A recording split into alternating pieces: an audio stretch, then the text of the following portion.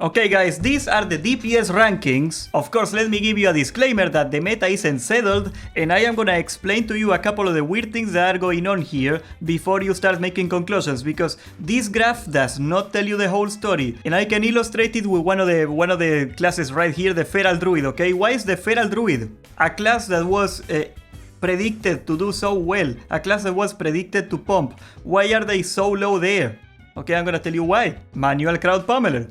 The raids just come out and they do not have it. The MCP, the automatic crowd pummeler, 50% attack speed. It is gonna be a complete game changer for both the bear and the cat, and nobody has it yet. So I expect completely that as long as people get a little bit more gear, you know, as that happens, they are gonna slowly be climbing up the ranks and they are gonna be driving up the averages. What you're gonna see about the Feral Druid is that the statistics are gonna show it like about in the middle, but if you go to the rankings of the top 100 people in the game, there is gonna be a lot of Feral Druids. And meanwhile, the elephant in the room, alright, let's talk about it. Okay, Melee Hunter. What is this thing? The Hunter is the most broken class in the game. Just like when Phase 1 came out and Hunters were the most broken class in the game, Hunters are now again the most broken class in the game.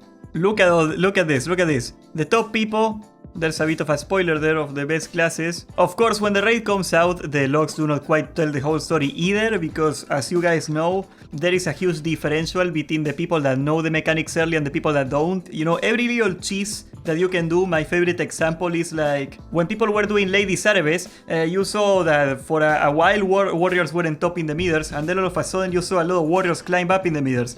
Why did that happen? Because they figured out that you can cleave all the mobs for a lot of damage.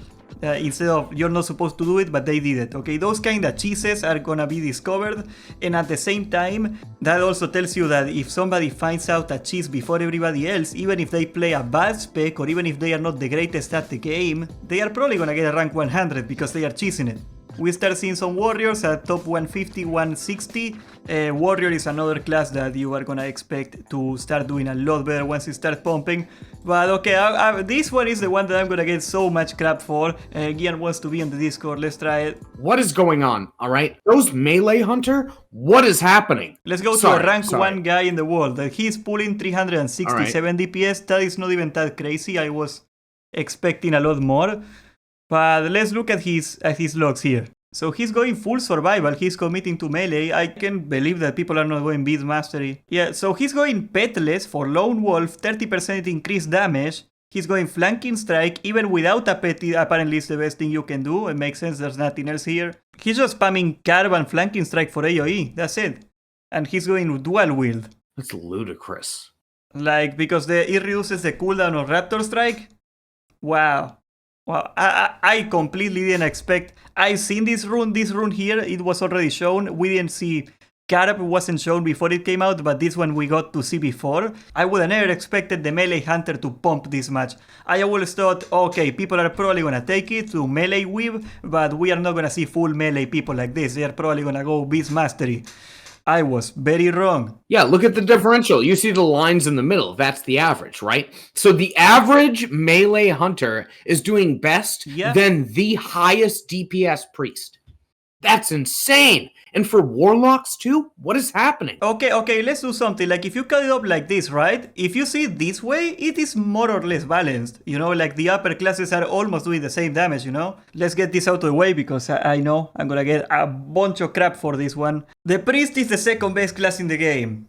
I was like, the runes they are getting are trash, they are never gonna do good. Okay, what happened here? Why are the Priests doing so good all of a sudden? Let's take a look at the runes, okay? Like the rune they were getting was this one, Mindspike. Mindspike was the rune that they announced before. And as you can read right here, it does 100 damage. Yeah, it's pretty worthless. Okay, like I saw this rune and I thought they are gonna suck. This thing sucks. But then we see this thing here. Okay, so they got all their mana problems fixed. People were saying that the priest is gonna be broken at 40 because of the talents. Yeah, in PvP. In PvE they never traditionally do this well. There you go, Shadow Weaving. They got the completely stacked Shadow Weaving talent. So even if they were to suck, they would have still been good on utility because they give shadow damage and stuff. I got completely owned on this one. We are gonna see what happens when people get gear, okay? I completely expect the Warlock, which is 3rd place, to completely destroy everybody else once they get gear. The Boomkin is pumping, they got like 30% crit for free, but honestly, I was so down on the Boomkin, I didn't even think they were gonna do this good. They are doing pretty good. Get fire mages, bro. Yeah, the fire mage is broken. Like, it's... Living Bomb is such a good spell. That's the problem. It does everything for you. You can dot clip, you can multi-dot and clip with it, you can AoE with it, you can single target with it. Living Bomb is insane. I am not surprised at all that the fire mage is pumping. Remember, these logs are all like the first 2 resets, so people here got no gear. Yeah, but if you look at the warrior, right, like you see how wide it is and how the median is below the average. That's gear. Just wait until they get at their weapons and stuff. Okay, like the people over here, the warrior is the hardest scaling class in the game, and that didn't change. Also, I think people are playing bad builds, but I've been wrong before, so let's take a look at the losers here, though. Yes, let's do a loser chart. Frost mages down bad. Shamans at the end of their rope. Where's Beast Mastery? Well, it's not even in the chart anymore. Apparently nobody plays it. Let's look at the Archon here. Melee Hunter, 356 DPS here. The next guy is the Warlock with 308. Dude, the Enhancement Shaman is down bad. That's sad. And you know what's the weird part about the Enhancement Shaman? It doesn't really scale very well either. They should have everything they need to do decently already, and they are not. Probably gonna need some sort of tune-up. That's really sad. The Frost Mage, screw them. Who cares? Nobody likes him. Okay, so closing thoughts. I completely got the Shadow Priest wrong. The Shadow Priest is pumping. Good for you guys. And before you guys say that you want to play a melee hunter and you're not playing a hunter now, remember all the people that got shafted by the Scorpion nerf. Okay, they are gonna nerf this to the ground. They are not gonna nerf it soon because Agren said on Twitter that he's gonna nerf things after a week because he wants to see the meta settle. Honestly, I agree with that decision because he overreacts to a lot of balance problems. So, yeah, let's see what happens when people get gear. But yeah, probably I know it's tempting to play a melee hunter. Don't do it for the flavor of the month because this thing is gonna get nerfed to the ground sooner or later, okay? You're just gonna waste your time. If you are a hunter now, however, congratulations. I hope you didn't like your pet too much. I am curious to see if they nerf the Lone Wolf rune, and if they do that, like, are people gonna go Beast Mastery and just flanking strike melee instead? Because I think that is a viable build altogether, like going full pet damage and just melee weaving and stuff with melee runes. Who knows? We are gonna see soon. We are gonna have to revisit this later.